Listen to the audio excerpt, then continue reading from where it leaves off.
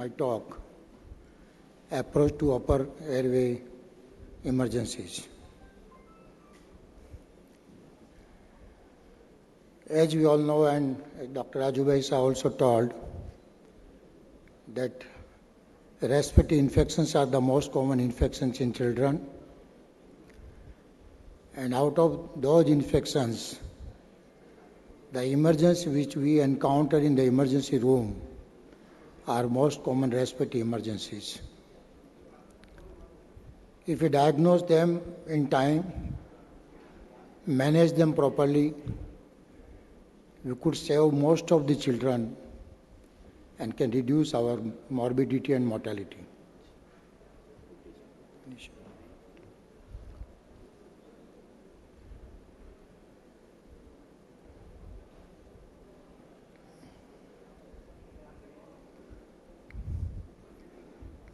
Why the slide is not projected?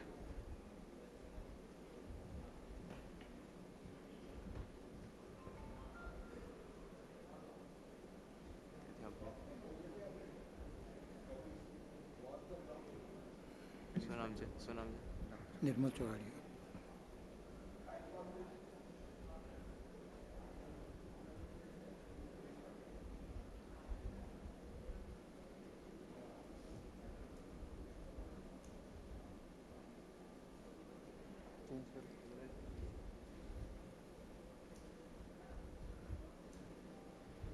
Okay.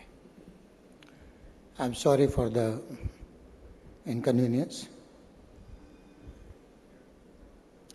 So as I told, the respiratory emergencies are the most common emergencies in children, and if we can diagnose them in time and proper treatment is initiated, the most of the children can be saved.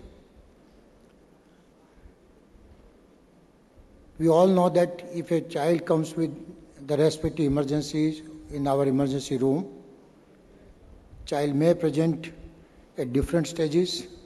Child may be having respiratory distress. If not treated in time, child may link to respiratory failure or shock. It may lead to cardiorespiratory arrest, secondary to cardiorespiratory failure. And pediatric cardiorespiratory arrest are 80% due to respiratory emergencies in children. Therefore, a timely workup, proper management is very, very essential. Now, coming to the approach to a child with upper airway obstruction. Why upper airway obstruction is more common in children than adults? The reason being the anatomy of the airway of the child. It different from the adult. We know the children have got the large tongue. Epiglottis is floppier, U-shaped in child. It is shorter in adult. The vocal cords are upward strained, while in adult it is horizontal. Larynx is more anteriorly placed, and trachea cricoid is the narrowest part of the airway, upper airway, and the trachea is narrower and less rigid in child. And their lung capacity is also less, so if they develop air problem or airway problem, it can lead to the hypoxia, and that can be a very ominous sign. So the child can present with pertinent sign of stridor, inspiratory usually, most of the cases that is instridor, it may be expiratory associated with the inspiratory also. Child can be anxious and agitated, secondary to hypoxia. There can be increased work of breathing in terms of suprasternal, sternal, intercostal and subcostal retractions. Child may develop hypoxemia if not attended properly and treated in time. And hypoxemia is the late sign of upper airway obstruction. Diminished respiratory efforts, drowsiness, decreased stridor with decreased air entry are the ominous sign. That means the child is going into impending respiratory failure. So a stridor which is very low in sound and noise may not be a good sign. It may be a bad sign. It may be a late stage disease. So type of upper obstruction is divided in two types, mainly partial or complete. It may be a partial obstruction or it may be a complete obstruction. and depending upon the site, it can be supraglottic, glottic and infraglottic variety. In supraglottic varieties, the commonest causes are anaphylaxis, epiglottitis, erythropharyngeal peritonsillar abscess, laryngomalacia, congenital malformations, tumor of oral cavity and pharynx. And glottic and infraglottic variety are laryngotracheobronchitis, which is the most common cause of upper airway obstruction, then tracheomalacia, anaphylaxis, foreign body in the airway, subglottic stenosis, bacterial tracheitis, and vocal cord palsy. So depending upon the anatomical site of the obstruction, we can come to which can be the diagnosis, what can be the diagnosis. They have a specific clinical presentation. If it is a supraglottic obstruction, it can be a muffled cry and voice, soft inspiratory stridor, drooling, dysphagia, dysphonia and dyspnea. These are the signs of upper airway supraglottic obstruction. If it is a glottic obstruction, then it can be present with a weak or hoarse voice, high-pitched inspiratory stridor. And if it is an infraglottic obstruction, then the voice may be normal, but there will be brassy cough, biphagic stridor, and maybe mild wheeze also. So the causes of stridor in upper airway obstruction, as we have seen by anatomical site-wise, but which are the most common and uncommon types are, the commonest are the viral laryngotracheobronchitis, which we say croup. Superimposed infection on laryngomalacia or subglottic stenosis can also be a common cause. Uncommon causes are epiglottitis, bacterial tracheitis, laryngeal foreign body, inhalation injuries due to burns or chemicals, anaphylaxis, severe bilateral tonsillar enlargement. And rare are the angioinative edema, diphtheria. Though we are not seeing much of the cases, still from the rural areas we are seeing cases of diphtheria and erythropharyngeal abscess. What are the danger signs and pointers to the cause? Sudden or rapid onset, it is foreign body, epiglottitis, tracheitis and anaphylaxis. Soft or low-pitched stridor, epiglottitis and tracheitis. Toxic appearance with high fever, epiglottitis, tracheitis and erythropharyngeal abscess.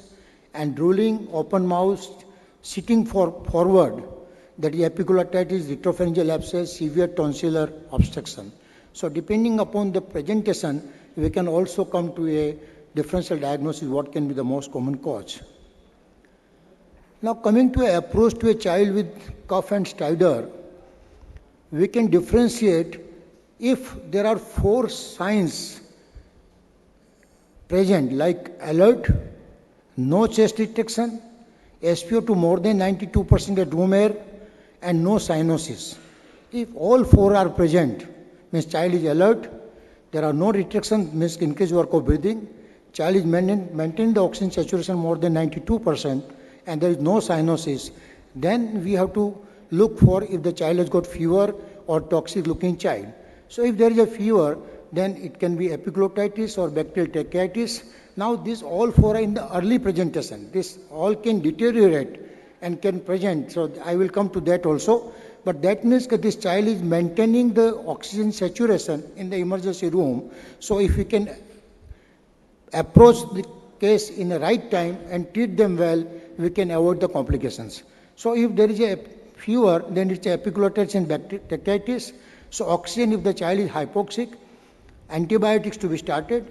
If intubation, ideally in operation theatre, use inhalational anesthesia, and ENT and the expert has to be there in the standby. And if you intubate the child, take the culture, tracheal aspirate culture, and send the ball also for the culture. Now if there is no fever, then it can be croup, or it can be a mild fever for first 2 to 3 days, as we know. In acute laryngotracheobronchitis, upper respiratory infection, there can be mild fever for first 2 to 3 days, and then child can present with the stridor. And there can be croup, or it can be foreign body, or it can be allergic. So if there is a previous history of allergy or the similar attacks, then it's most commonly it is the allergic. It can, and the treatment is epinephrine, intramuscular, if it is an allergic attack, and steroids. And if there is no previous history of attacks, then history of choking or aspiration. If it is a choking history, then it's a foreign body, and if there is no choking history, then most likely it can be a croup. And if we suspect foreign body, then bronchoscopy you must do immediately. And we can also go for the radio imaging to have a diagnosis if it is a stable child. In an unstable child, don't rush for the radio imaging or any investigation. If the child is hypoxic, just give oxygen, take the child to operation theatre and plan for bronchoscopic examination. Sorry. But if the child is not having all these four signs which are not ominous, means child is not alert, child is having work of breathing increase, child is having hypoxia, saturation less than 92%, or child has got ashen grey skin color or cyanosis, that means this child is in impending complete obstruction and child needs immediate attention.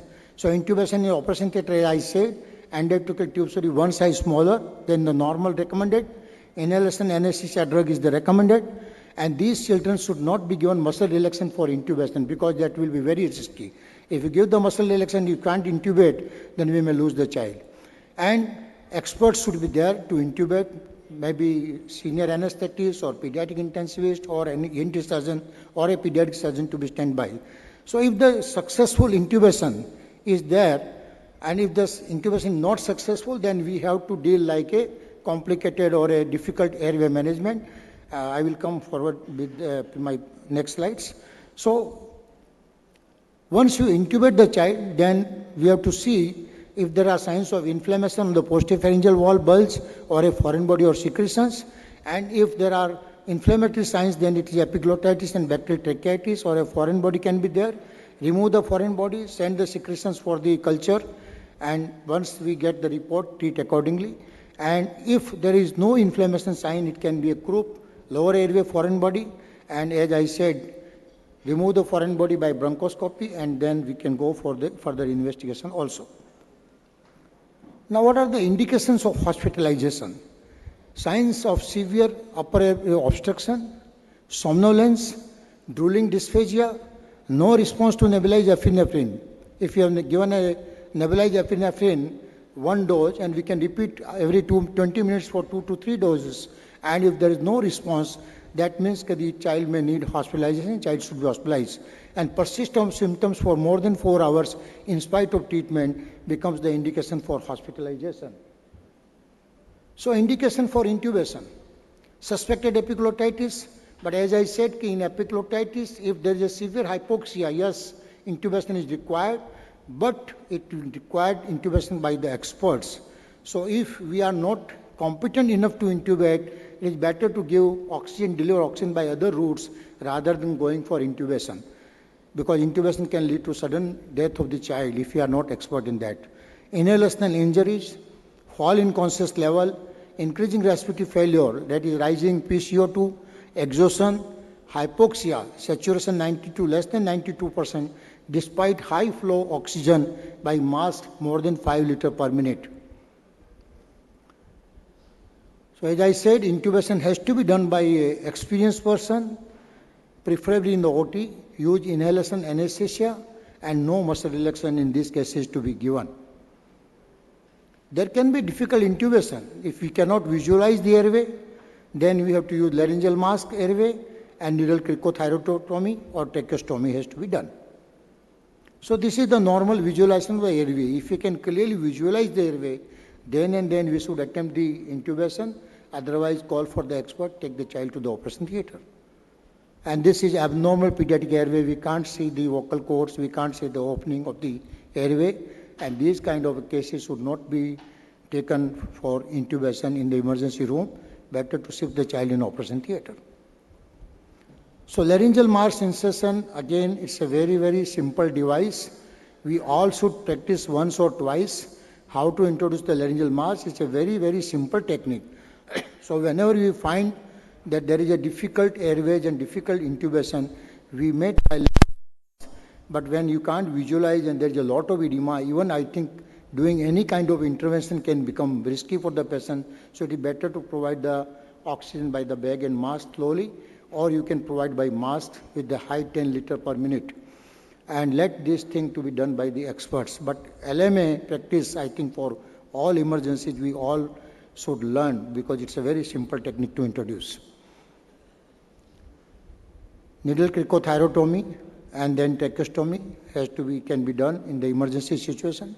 So post-intubation management, properly fix the endotracheal tube, normal lung ventilation. In case of there can be post-obstructive pulmonary edema because of the sudden change in the pressure. If it is there, then apply PEEP for 6 to 8 hours, and usually it will resolve the pulmonary edema. Time of extubation, appearance of leak around endotracheal tube, and usually it takes 36 to 48 hours. So once we have ventilated the child, give sufficient time for the underlying pathology to return to normal, edema to be resolved, and once the leak starts, and I think that is the right time to extubate the child. If all the parameters are normal, then try extubation. Otherwise, don't try extubation very fast, even if the child is settled, because in most of the cases, once we put the tube, the children settle. So we feel the child is fine, parents also feel my child is okay, but please don't wean them fast. It will give sufficient time, at least 36 to 48 hours. So let us have some case scenarios. A 2-year-old child with 3 days of upper respiratory infection, now with fever, barky cough and respiratory distress, mild respiratory distress. Woke up with barky cough and noisy breathing, fever for 3 days. Child presented alert, but it was irritable in moderate distress. Pulse was 160, heart respiratory 50, SpO2 96%, room air. Audible marked inspiratory stutter was there. It was a severe suprasternal retraction and air entry adequate. So the child was alert but irritable, and there was increased work of breathing. Child was maintaining the saturation by increased work of breathing because there is definitely a severe suprasternal retraction. So this child need to be attended immediately. So it's a case of croup. Viral infections of upper airway causing subglottic edema. Parainfluenza 1 and 2 virus are mostly common for croup. Usually in winter in younger children 3 months to 36 months, barky cough and stridor with fever.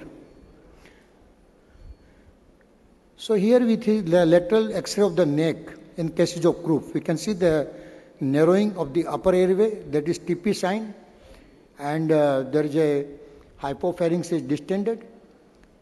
So this is the case of acute laryngotracheobronchitis. In case 2, sick appearing 3-year-old child with 1 day history of fever, stridor, drooling and respiratory distress, fever 102, drooling and will not lie down, noisy breathing, unimmunized child. Agitated, toxic appearing child, drooling in severe distress, heart rate 180, respiration 50, SpO2 89%, room temperature, air. Audible marked inspiratory stridor, severe retractions and stridor, unable to swallow secretions and diminished breath sound. So this is a case of epiglottitis. We can't see the vocal cords and airway entry. So third case, a 12-month-old with sudden onset of respiratory distress with stridor, healthy child, mom heard sudden forceful coughing, turned blue and having moderate respiratory distress. Child was irritable, audible stridor was there, saturation was 86%, room air, severe retraction with minimal air entry. So this is a case of foreign body, sudden spasmodic cough. Child was otherwise playful and normal, and this always suspect foreign body. In this case is acute case of foreign body.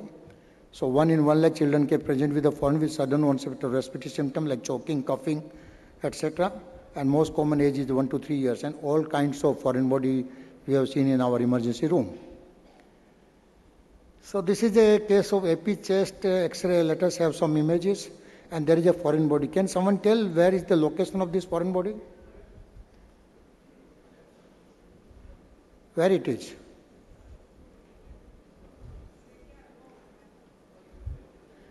It is in the trachea or esophagus? So it is in the esophagus. So in esophagus, in epi view, you see the round shape coin. If it is lateral, it will be just a slit. In trachea, it is just the opposite. So this is the tracheal foreign body. In the lateral view, you see the shape of the foreign body, and in the epi view, you will see like this. So this is how you can differentiate whether it is in the esophagus or the trachea. And a foreign body in the esophagus, if it is at the cricoid level or at bifurcation of the trachea, it can press upon the airway and can cause upper airway obstruction. So esophageal and foreign body can also lead to upper airway obstruction depending upon where it is lodged. And this is, as I say, TP sign in acute laryngotracheobronchitis. This upper part is narrowing, and this is suggestive of acute laryngotracheobronchitis. So here it is thumb sign. It is the epiglottis. See, on one side of the picture you can see. Sorry.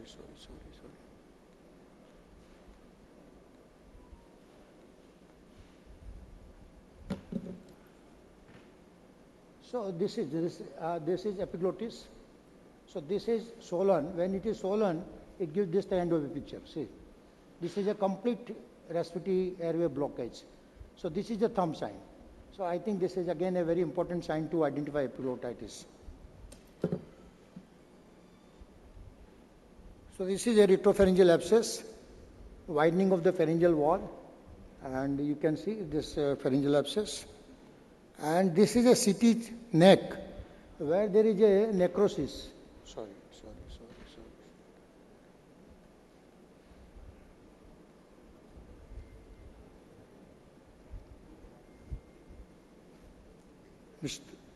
Lost.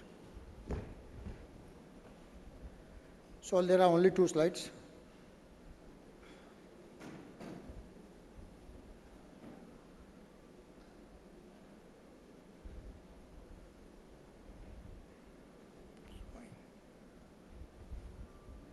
Okay.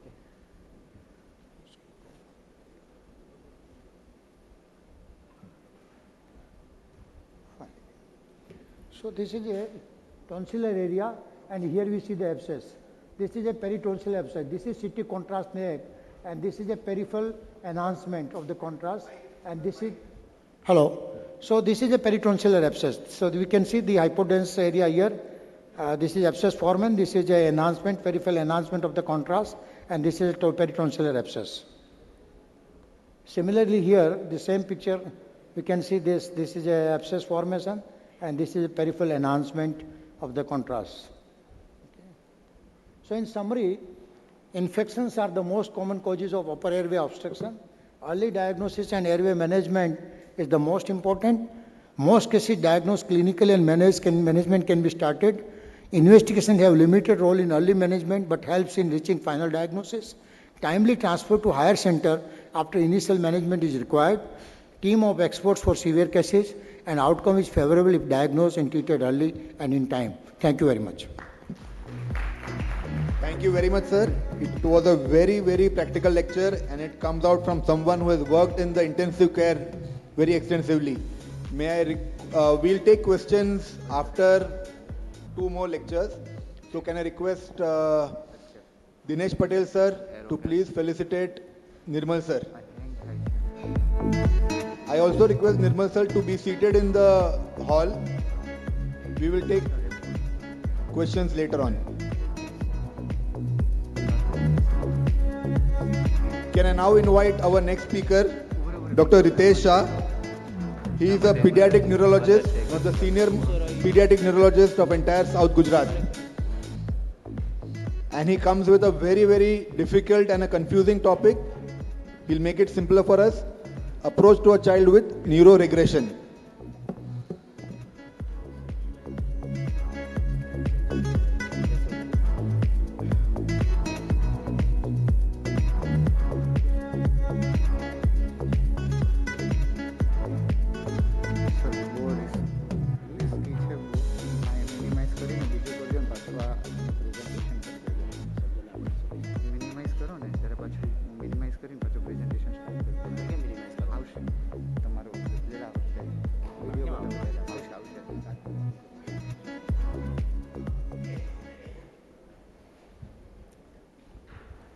So good morning, friends. Thank you, AOP Gujarat, and specifically thank you, Surat people, for considering the local person as a faculty for this difficult topic. I have 20 minutes.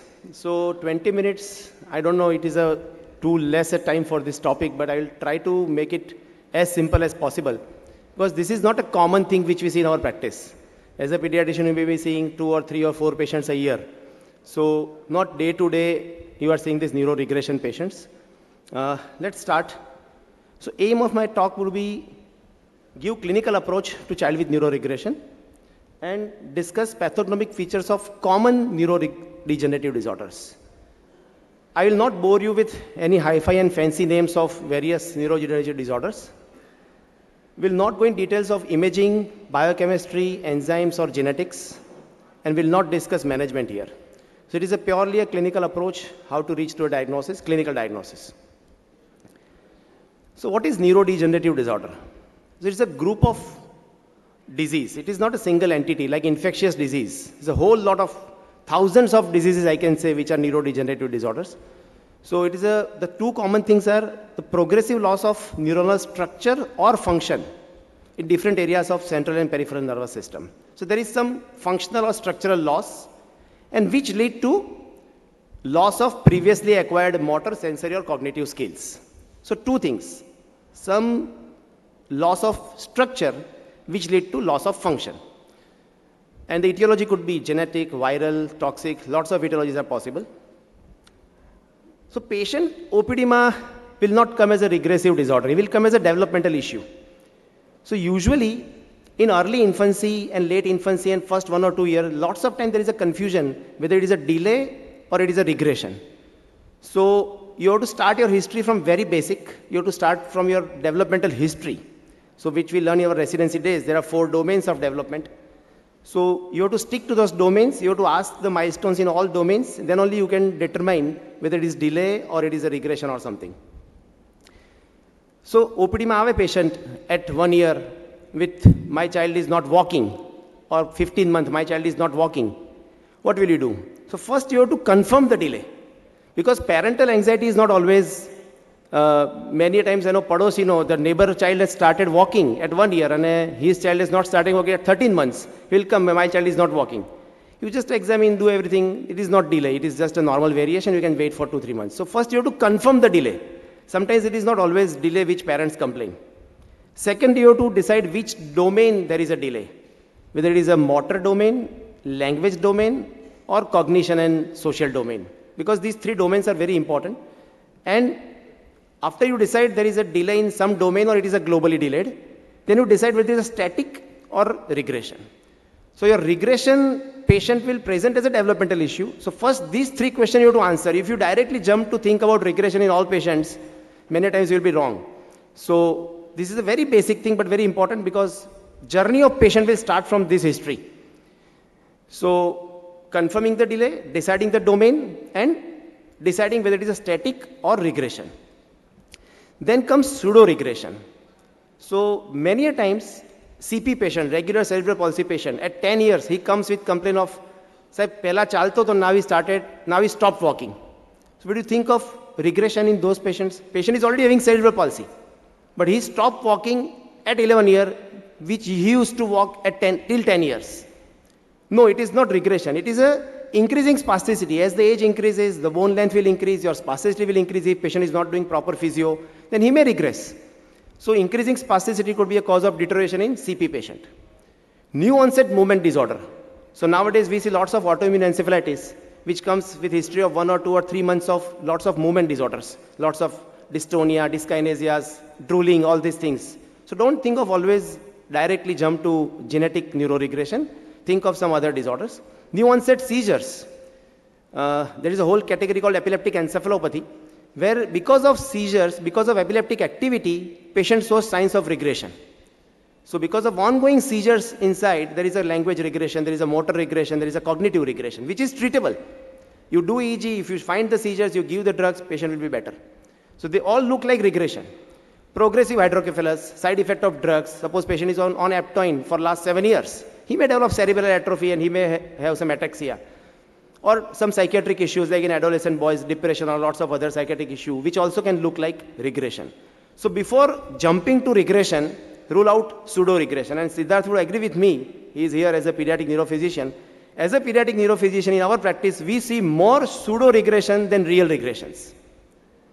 So the pseudo-regressions these are the 3 commonest pseudo-regressions. Autistic regression. almost 30 to 40% of child with autism, they will present as a language regression. Initial, up to 1.5 years, they have some 3, 4, 5 words, and then they stop speaking. It is not in real sense a neurodegenerative disorder. Epileptic regression, which we label as epileptic encephalopathies. Lots of epilepsy is now emerging that because of underlying EEG spikes, patient is regressing, not any underlying disease. So you treat the seizure properly, patient could be better. Or autoimmune encephalitis, which is in last 4 or 5 years, we are seeing lots of patients, they also look like regression. So before jumping to regression, rule out pseudo-regression. Now coming to our real topic of the day, coming to developmental regression. So how do you start your approach? So any history, like we as a resident, we used to tell, 3-year-old boy from this village, presented with complaint of this. We start our history like this. So age is most important factor to decide your flow chart. Like is the era of AI, everything is algorithms. So for any approach, you should have some algorithm. So for regression, the first algorithm starts at the age. So onset of disorders before 2 years and onset of disorders after 2 years.